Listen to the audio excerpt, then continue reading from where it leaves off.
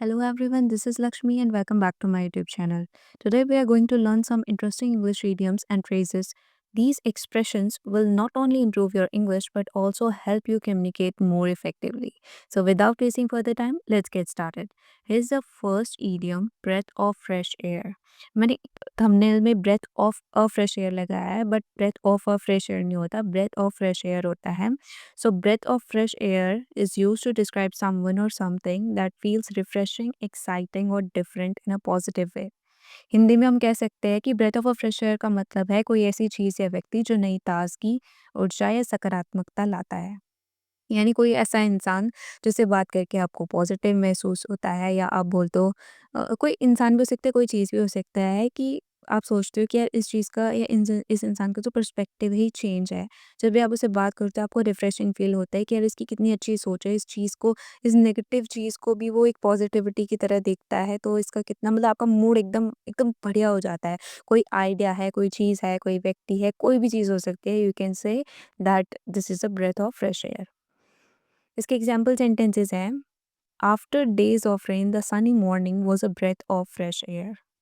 अर्थात बारिश के कई दिनों के बाद धूप वाली सुबह ताजगी का एहसास थे। जैसे कि अब सर्दियाँ चल रही हैं तो सर्दियों में अगर धूप निकल आते तो अच्छा लगता है ना, it's like a breath of fresh air. So next है, हर positive attitude is a breath of fresh air in the office.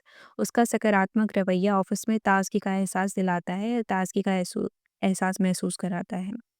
The new teacher's fun way of teaching is a breath of fresh air for the students. नए शिक्षक का पढ़ाने का जो मज़ेदार तरीका है वो छात्रों के लिए ताज़गी का एहसास है। At visiting the park after a busy week felt like a breath of fresh air. व्यस्त हफ्ते के बाद पार्क जाना ताजगी का एहसास था। The movie's unique story was a breath of fresh air compare to the usual ones. फिल्म की अनोखी कहानी सामान्य फिल्मों के मुकाबले ताजगी का एहसास दी। हमारा नेक्स्ट वर्ड है have a change of heart, which means to change your opinion about something or decide not to do something you were planning to do. यानी मन बदल जाना। आपका मन एकदम से बदल जाता है और आप डिसाइड करते हो कि हम वो चीज़ नहीं करेंगे जो हमने डिसाइड की थी, बल्कि कुछ और चीज़ करेंगे। तो उसे हम बोल सकते हैं have a change of heart. इसके एग्जाम्पल सेंटेंसेस हैं, I was going to quit my job but I had a change of heart and decided to stay.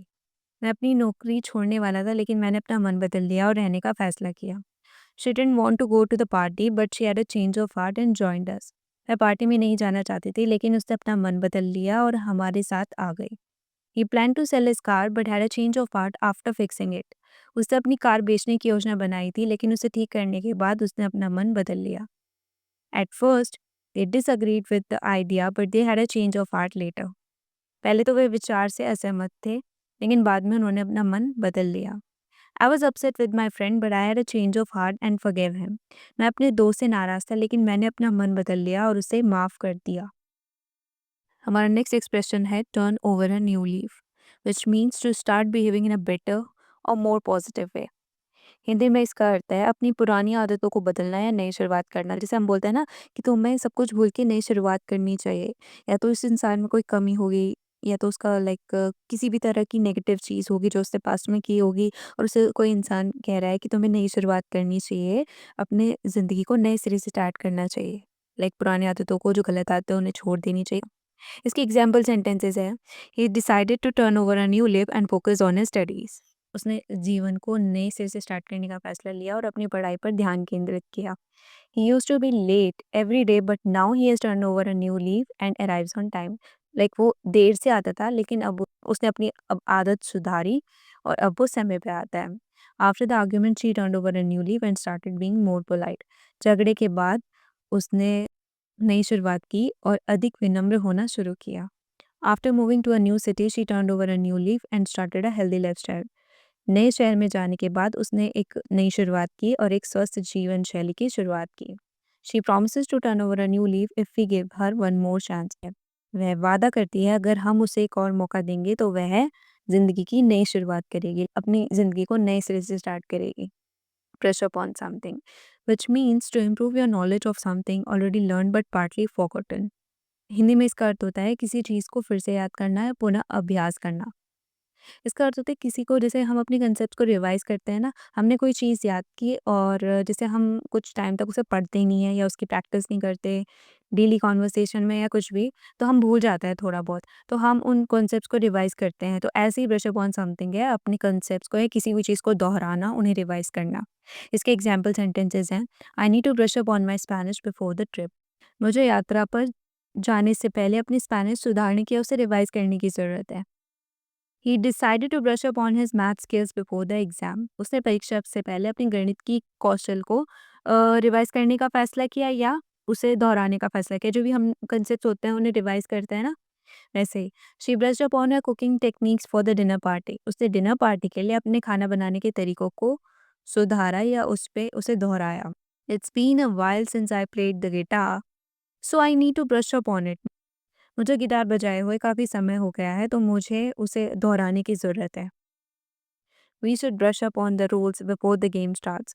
हमें खेल शुरू होने से पहले नियमों को दोहराने की ज़रूरत है। हमारा नेक्स्ट एक्सप्रेशन है sweat up on something, which means to study or learn something carefully, especially to prepare for an exam or improve knowledge on a topic. अर्थात किसी विषय पर अच्छी तरह से पढ़ाई करना या अधिक जानकारी प्राप्त करना। इसको हम 2 वे में यूज़ करते हैं कि जैसे आपके एग्ज़ाम्स आ रहे होते हैं, किसी के एग्ज़ाम्स आ रहे हैं और उससे पहले वो बहुत वो होता है ना, जम के तैयारी करते हैं, एक तो उस वे में कर सकते हैं इसका यूज़। दूसरा हम यूज़ कर सकते हैं कि जैसे कोई टॉपिक है या कोई चीज़ है, उसके बारे में आप ज़्यादा से ज़्यादा जानकारी प्राप्त कर रहे हो, उसके बारे में ज़्यादा से ज़्यादा पढ़ रहे हो। जैसे अगर आपने मुन्ना भाई एमबीबीएस देखी होगी, तो उसमें जो संजय दत्त होते हैं, वो जो गांधी जी के बारे में वो ज़्यादा से ज़्यादा इन्फॉर्मेशन निकालने की कोशिश करते हैं, दिन-रात पढ़ते हैं उनके बारे में। तो ऐसे ही किसी टॉपिक के बारे में ज़्यादा से ज़्यादा जानकारी निकालना, उसको बोल सकते हैं, यानी पढ़ना उस चीज़ के बारे में, उसे बोलते हैं स्वेट अप ऑन समथिंग। इसके एग्ज़ाम्पल सेंटेंसेस हैं, I need to sweat up on my history before the test tomorrow. अर्थात मुझे कल के एग्ज़ाम से पहले हिस्ट्री के बारे में ज़्यादा से ज़्यादा पढ़ना होगा, जमकर पढ़ाई करनी पड़ेगी हिस्ट्री की। She decided to sweat up on her French vocabulary for the trip. उसने यात्रा के लिए अपनी फ्रेंच शब्दावली पर गहन अध्ययन करने का फैसला किया। He spend the whole weekend sweating upon the project details. उसने अपना पूरा सप्ताह प्रोजेक्ट की डिटेल्स की जानकारी प्राप्त करने में बिताया। They should sweat up on companies policies before the meeting. उन्हें मीटिंग से पहले कंपनी की पॉलिसीज के बारे में अधिक जानकारी प्राप्त करनी चाहिए। I will sweat up on the instructions so I can fix the problem. मैं इंस्ट्रक्शंस का गहराई से अध्ययन करूँगा, यानी ज़्यादा से ज़्यादा उसके बारे में जानकारी प्राप्त करूँगा ताकि मैं प्रॉब्लम को फिक्स कर सकूँ। हमारा नेक्स्ट एक्सप्रेशन है keep someone in the dark, which means to hide the truth और keep someone unaware of important information. Hindi में इसका अर्थ है किसी बात को छुपाना या किसी को अनजान रखना, यानी किसी से कोई बात छुपा के रखना। इसके एग्जाम्पल सेंटेंसेस हैं, they kept me in the dark about the surprise party. उन्होंने मुझे सरप्राइज पार्टी के बारे में अनजान रखा, यानी मुझसे छुपा के रखी वो चीज़ सरप्राइज पार्टी के बारे में। He was kept in the dark about the changes in the plan. इसे योजना के बदलावों के बारे में अनजान रखा गया। She didn't want to tell him the bad news so she kept him in the dark. वह उसे बुरी खबर नहीं बताना चाहती थी, इसलिए उसने उसे अनजान रखा, यानी उससे छुपा के रखा। The manager kept the team in the dark about the new project. प्रबंधक ने टीम को नए प्रोजेक्ट के बारे में नहीं बताया, यानी उसे अंधेरे में रखा। I don't like being kept in the dark, I want to know what's happening. मुझे अनजान रखा जाना पसंद नहीं है, मुझे जानना है कि क्या हो रहा है, यानी मुझे पसंद नहीं है कि कोई मुझसे कोई बात छुपाए। हमारा नेक्स्ट एक्सप्रेशन है क्विक और slow on the Uptake. If someone क्विक्स on the Uptake, which means they understand things easily. On the contrary, if someone slows on the uptake, which means they understand things with difficulty. अर्थात quick on the Uptake, जो इंसान quick on the Uptake होता है उसे चीज़ें जल्दी समझ में आती हैं, उनकी जो कैचिंग पावर होती है ना वो बहुत अच्छी होती है। और अगर कोई स्लो ऑन द अपटेक है तो उनको चीज़ें जो होती हैं वो धीरे समझ में आती हैं, वो थोड़ा टाइम लेते हैं चीज़ों को समझने में। इनके एग्जाम्पल सेंटेंसेस हैं, he is a little slow on the uptake, so you may have to repeat the instructions a few times. अर्थात उसे थोड़ा धीरे समझ में आता है, इसलिए आपको निर्देशों को कुछ बार दोहराना पड़ सकता है। Maria is slow on the uptake and takes a little longer to get the point during meetings. Maria थोड़ी धीरे समझती है, यानी उसे थोड़ा धीरे समझ में आता है और बैठकों के दौरान उसे बिंदु समझने में थोड़ा अधिक समय लगता है। The teacher was impressed with how quick on the uptake the students were during the lesson. शिक्षक छात्रों के पाठ के दौरान समझने की गति से प्रभावित थे कि Arya is really quick on the uptake when you explain something to her. Arya वास्तव में बहुत जल्दी समझती है, मतलब कोई भी चीज़ होती है उसकी कैचिंग पावर बहुत अच्छी है जब आप उसे कुछ समझाते हो। John is quick on the uptake so he solve the problem in no time. John जल्दी समझने वाला है इसलिए उसने समस्या को तुरंत हल कर लिया। हमारा नेक्स्ट एक्सप्रेशन है good grasp on something, which means having a strong understanding और नॉलेज ऑफ अ सब्जेक्ट और स्किल। हिंदी में इसका अर्थ होता है किसी चीज़ पर अच्छी पकड़ या समझ होना, यानी किसी चीज़ के बारे में आपको बहुत अच्छी नॉलेज होना, या जैसे अगर हम बोल सकते हैं you have a good grasp on English verbs, जैसे कि आपकी ना इंग्लिश वर्ब पे बहुत अच्छी पकड़ है, आपकी जो टर्मिनोलॉजी है वो बहुत ही अच्छी है। इसके एग्जाम्पल सेंटेंसेज हैं, she has a good grasp on mathematics and helps her friends with their homework. अब उसकी गणित पर अच्छी पकड़ है और वह अपने दोस्तों को उनके होमवर्क में मदद करती है। After studying for weeks he has a good grasp on the English language. हफ्तों तक पढ़ाई करने के बाद उसकी अंग्रेजी भाषा पर अच्छी पकड़ है या अच्छी समझ है। The teacher was impressed by how quickly the students got a good grasp on the topic. शिक्षक इस बात से प्रभावित है कि छात्र ने जल्द ही इंग्लिश पर अच्छी पकड़ बना ली।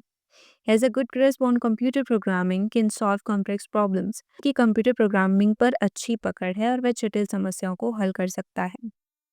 She has a good grasp on the rules of the game and always pledge well. Like उसकी खेल के नियमों पर अच्छी पकड़ है और वह हमेशा अच्छा खेलती है। हमारा नेक्स्ट एक्सप्रेशन है drop a bombshell, which means to reveal something that is very surprising and shocking. Hindi में इसका अर्थ है कोई ऐसी छुपाई हुई या हैरान करने वाली खबर देना जो आपको शॉक या सरप्राइज दे। इसके एग्जाम्पल सेंटेंसेज हैं, she dropped a bombshell when she announced she was moving to another country. उसने एक बड़ा खुलासा किया जब उसने बताया कि वह दूसरे देश जा रही है। यानी खुलासा किया यानी सबको शॉक्ड कर दिया उसने ये बात बता के। The teacher dropped a bombshell by saying the test would be next week. शिक्षक ने एक बड़ा खुलासा किया जब उसने कहा कि परीक्षा अगले हफ्ते होगी। He dropped a bombshell during the meeting by quitting his job. उसने बैठक के दौरान एक बड़ा खुलासा किया जब उसने अपनी नौकरी छोड़ दी। The movie dropped a bombshell ending that no one expected. Film ने एक बड़ा खुलासा किया जिस अंत की किसी ने भी उम्मीद नहीं की थी। When they dropped a bombshell about the changes, everyone was shocked. जब उन्होंने बदलावों के बारे में एक बड़ा खुलासा किया तो हर कोई चौंक गया। हमारा नेक्स्ट एक्सप्रेशन है make a splash, which means to attract a lot of attention and create a big impression. Hindi में इसका अर्थ है किसी चीज़ से ध्यान आकर्षित करना या बड़ा प्रभाव डालना, लाइक तहलका मचा देना। कोई चीज़ जब बहुत सक्सेसफुल होती है जब, तो वो बहुत बहुत ध्यान आकर्षित करती है ना, तो उस वे में बोल सकते हैं हम। हमारे एग्जाम्पल्स हैं, the new singer made a splash with her debut album. नई गायिका ने अपनी डेब्यू एल्बम के साथ धमाल मचाया। His first book made a splash in the literary world. उसकी पहली किताब ने साहित्यिक दुनिया में धमाल मचाया। The movie made a splash at the box office on it's opening weekend. Film ने अपने पहले सप्ताह में बॉक्स ऑफिस पर धमाल मचाया। She made a splash at the party with her amazing dance moves. उसने पार्टी में अपनी अद्भुत डांस मूव से धमाल मचाया। The company made a splash bye launching a new unique product. Company ने एक नया और अनोखा उत्पाद लॉन्च करके धमाल मचाया। तो दोस्तों आज हमने सीखे इंग्लिश के नए और advance English expressions. I hope you found it helpful and are excited to use it in your daily conversation. Don't forget to practise, क्योंकि जितना आप इसका इस्तेमाल करेंगे उतनी ही बेहतर आप इंग्लिश बोल पाएंगे और उतनी ही आप फ्लुएंट बन पाएंगे। If you enjoyed this lesson, make sure to like, share and subscribe for more tips. See you in the next video. Happy learning.